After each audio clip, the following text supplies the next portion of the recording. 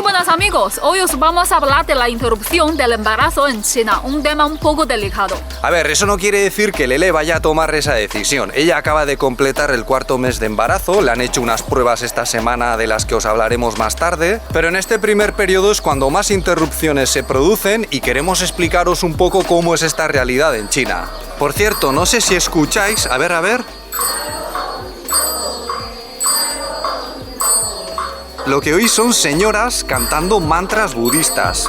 A veces lo hacen en los templos, pero muchas otras veces también se reúnen en sus propias casas para llevar a cabo estas prácticas religiosas. Así que si un día venís a China, vais paseando por ahí y lo escucháis, ya sabéis lo que es. Cuando se habla de la cuestión del aborto a nivel mundial, mucha gente lo asocia automáticamente con China. Y esto en buena parte se debe a los efectos de la política del hijo único, pero también a la forma en la que os han hablado de ello en algunos países occidentales. Y sí, China es el país número 1 en cuanto a cifras absolutas de abortos, pero esto no es de extrañar si tenemos en cuenta que es el país más poblado del mundo. Es decir, para lo bueno y para lo malo, los chinos van a ser el número 1 en cantidad de indicadores. Pero si lo que contamos son la cantidad de abortos por cada 1000 mujeres, por ejemplo, la cosa cambia mucho. Porque, por ejemplo, Rusia y algunos países del sudeste asiático, de Asia Central, del este de Europa y del Caribe tienen niveles más altos. Muchos de estos países comparten una herencia socialista, pero muy poquitos puestos por detrás de China, que ocupa el número 10 con 24,2 abortos por cada 1000 mujeres, encontramos a los Estados Unidos, a Nueva Zelanda y Australia, que son países con una tradición muy diferente. A Lele y a mí, por ejemplo, también nos ha sorprendido que Reino Unido esté por detrás de estos 3 países que también son anglosajones, porque tanto en China como en España se tiende a hablar mucho de este país a la hora de discutir sobre este tema. Pero aún así la tasa del Reino Unido es muy alta, duplica a la de España y está muy por encima de la de muchos países hispanohablantes. Pero bueno, vamos a dejar a los demás países en paz y vamos a centrarnos en China, que para eso estamos aquí. En China, más de la mitad de las mujeres que interrumpen su embarazo son menores de 25 años. Exacto, y generalmente hablamos de estudiantes universitarias y también algunas de la secundaria. Es que acaba de venir una señora que siempre se parte de risa cuando me ve. Este tema lo he discutido unas cuantas veces con mis estudiantes chinos de español que están en esa edad y ellos muchas veces dicen que en China hace falta una mejor educación sexual. Pero ya os hemos explicado en otras ocasiones que parte del gobierno y también de la propia sociedad es muy conservadora. Y muchos aquí tienen la idea de que la educación sexual es sinónimo de incitación a la promiscuidad. Entonces esta es una traba muy grande para, por ejemplo, poder enseñar a los estudiantes cómo utilizar métodos anticonceptivos. Hace unos cuantos vídeos os contamos cómo el Ministerio de Educación aprobó unos libros muy interesantes sobre educación sexual. Pues bien, muchos padres se opusieron enérgicamente al uso de estos libros y tuvieron que ser retirados. De todos modos, hoy en día en China es muy fácil acceder a los métodos anticonceptivos. Puedes encontrarlos sin problemas en las farmacias y también en los sex shop, que tienen un nivel bastante alto de aceptación en la sociedad china. Ya os enseñamos cómo en la misma calle donde está la casa de Lele hay uno y alrededor también hay unas cuantas máquinas expendedoras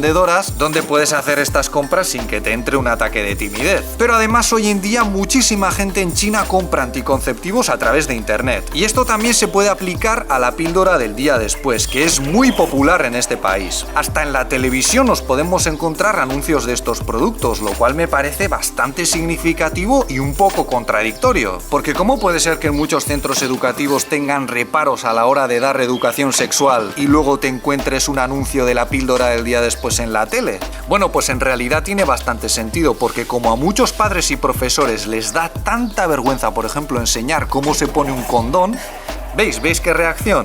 Al final muchos educadores prefieren que otros anuncien los remedios antes que encargarse ellos mismos de la prevención. Pero estas posturas también las podemos encontrar entre los jóvenes, ¿eh? Yo en mi clase tengo estudiantes que son muy abiertos y que muchas veces son los que hablan de estos temas porque saben que hoy en día hay una tendencia cada vez más fuerte en esa dirección. Pero yo que intento mantener una mirada sociológica, a veces detecto caras que digo, buf, a estos no les hace ni una gracia hablar de educación sexual. ¡Eh! Otro viejo conocido del pueblo. 自拍，我们在拍我们自己。给自己吃鸡，这是你的鸡腿吗？不是吧？在那边。那边。Fijaos qué escena más bonita, ¿eh? La gallina con todos los pollitos. Esto no lo veis todos los días, ¿eh? ¿Y usted qué opina del aborto de la gallina? Con los animales no tenemos tanto dilema hacia la interrupción del embarazo, ¿eh? Fijaos, este hombre va a plantar arroz y para ello utiliza una máquina que sopla las semillas. Se nota que pesa un montón, pero la utilizan porque es más fácil así. No todos los trabajos de cultivo se han mecanizado, pero es cada vez más común y los agricultores lo agradecen.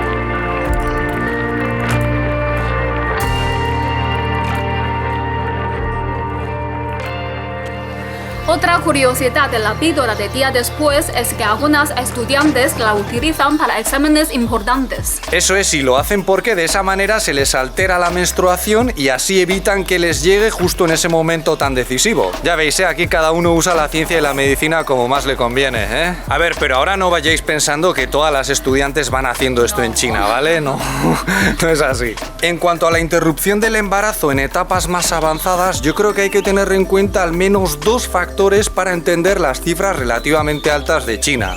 En primer lugar, por supuesto, hay que tener en cuenta la política del hijo único y las políticas de control de la natalidad en general. Hace poco la política del hijo único se transformó en la política de los 2 hijos y de hecho nos están animando activamente a tenerlos, pero en el pasado, cuando violabas esta norma, allá donde se aplicaba de forma seria, que no siempre era así, podían obligarte a pagar la multa o a interrumpir el embarazo. Y como la multa podía ser muy grande, inasequible para muchas familias, cantidad de mujeres tenían que abortar. Y muchas mujeres también se tenían que poner un DIU, un dispositivo intrauterino, después de tener el primer hijo. Hoy en día es cada vez más improbable que ocurran cosas como esta, porque de hecho el gobierno quiere que aumente la natalidad, pero todos esos años defendiendo la interrupción del embarazo también tienen un efecto sobre la postura de la sociedad. Además, en otras ocasiones ya os hemos dicho que en China tener hijos es prácticamente una obligación moral. Yo siempre digo que en China la salvación personal se consigue garantizando la continuidad y el bienestar de la familia. Pero este es un deber que se hereda, tus hijos también tienen que seguir con ello.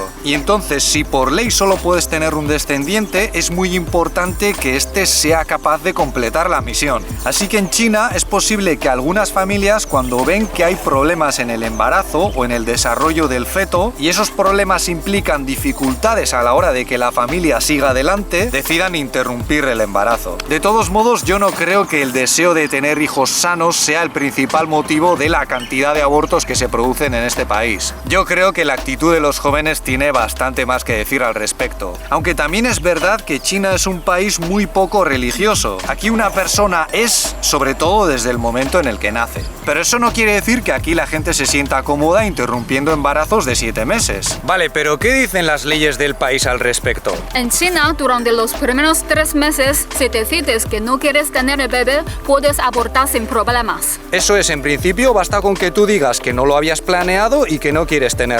A partir del 3er mes ya es necesario que haya pruebas de que se han presentado complicaciones para la salud de la madre o del bebé. Pero si por ejemplo se trata del 3er hijo, que se supone que no se podría tener, aunque muchas minorías están exentas de estos límites, también se podría contemplar la posibilidad del aborto, aunque hoy en día muchos de los que se encuentran en esta situación prefieren pagar la multa y ya está. De hecho, ahora en este país la gente que tiene 3 hijos es porque tiene dinero. O si no, a lo mejor se trata de campesinos que viven en zonas donde esto no se controla. De todos modos, dentro de esas condiciones de salud que podrían legitimar el aborto, se pueden aceptar cosas que quizás en otros países no. Para que nos hagamos una idea, en China a partir del 3er mes sería legal interrumpir el embarazo si resulta que el bebé tiene síndrome de Down o labio leporino. Sin embargo, eso no quiere decir que todo el mundo lo haga. Y de hecho también puede ocurrir que los médicos se nieguen a ello. De todos modos, en China la interrupción del embarazo no solo depende de la voluntad de la madre y de los los médicos, sino también de la Oficina de Planificación Familiar. Es decir, estas decisiones tienen que recibir la aprobación de una serie de autoridades en la materia. Y a estas autoridades quizás en algunos lugares no les preocupa tanto que se realicen abortos por cuestiones de salud, pero vigilan con mucho cuidado que la gente no lo haga por cuestiones de género. Porque ya sabéis que en China tradicionalmente había una gran preferencia por tener hijos varones. Y durante algunos periodos se realizaron abortos selectivos, razón por la cual hoy en día hay más hombres que mujeres en este país. Aunque esta diferencia no es tan grande como muchos piensan. Porque de hecho muchas familias acababan teniendo esas niñas, pero no las registraban en la administración. O sea, desde el punto de vista burocrático no existen, pero están ahí. Y por todo esto, por ejemplo, hoy en día no se puede saber si el feto es niño o niña hasta el momento en el que nazca. Y nosotros, por supuesto, tampoco lo sabemos. Supongo que será una sorpresa, aunque a ver, en el momento de la ecografía, si tienes un poco de ojo, yo creo que te puedes dar cuenta. Claro, también hay gente que soborna a los médicos para poder saberlo antes, y algunos acuden a las clínicas privadas con la esperanza de que será más fácil, pero no sé si el resultado de ello suele ser un aborto selectivo. Puede ser que lo quieran saber para comprar la ropita, decorar la habitación y demás. Bien, pues antes os hemos dicho que Lele se había hecho unas pruebas esta semana y todavía no nos han dado los resultados, pero en el hospital al que ha ido ella, que es público, le ofrecen 3 tipos de pruebas y todas ellas están dirigidas a determinar las cuestiones de salud que hemos comentado antes. La diferencia entre las 3 pruebas está en su fiabilidad y su precio. Como Lele es trabajadora autónoma y no tiene un seguro público para esta ciudad, tiene que pagarlo todo de su bolsillo. La más barata de ellas cuesta unos 50 euros y tiene una fiabilidad de alrededor del 60%. La prueba de precio intermedio cuesta entre 120 y 250 euros, ya es bastante pasta, pero te da un 100% de fiabilidad, aunque también es más invasiva y peligrosa. Y la que ha hecho Lele, que es la más cara, cuesta 280 euros. Para ello le extraen un poco de sangre a ella y así también pueden analizar el ADN del bebé. Y aunque no tiene una fiabilidad del 100%, sí que cubre una cantidad más grande de condiciones médicas. Entonces, ¿por qué has elegido la más cara, Lele? A ver. Porque si haces la parada y da positivo, tienes que hacer las otras. Qué lista, ¿eh? No habla mucho, pero se lo tiene todo muy pensado, ¿eh? De hecho, con la prueba que ha elegido Lele, si resulta que da positivo en alguna alteración, podría hacerse otra prueba gratis. Pero todas estas pruebas son opcionales. Si no quieres hacerlas, no te las haces y listo. Aparte tienes los análisis de sangre de toda la vida, las ecografías y toda una serie de pruebas que son baratas y fiables. Pero es que nosotros ya somos un poco mayores, sobre todo aquí Javierzo. Es la primera vez que vamos a tener un hijo y queremos ir un poco sobre seguro. Eso es todo por nuestra parte. Si este vídeo os ha parecido interesante, podéis darle un me gusta, suscribiros o ayudarnos con Patreon, donde también publicamos contenido. Muchas gracias por vuestra atención y hasta la próxima. ¡Hasta luego!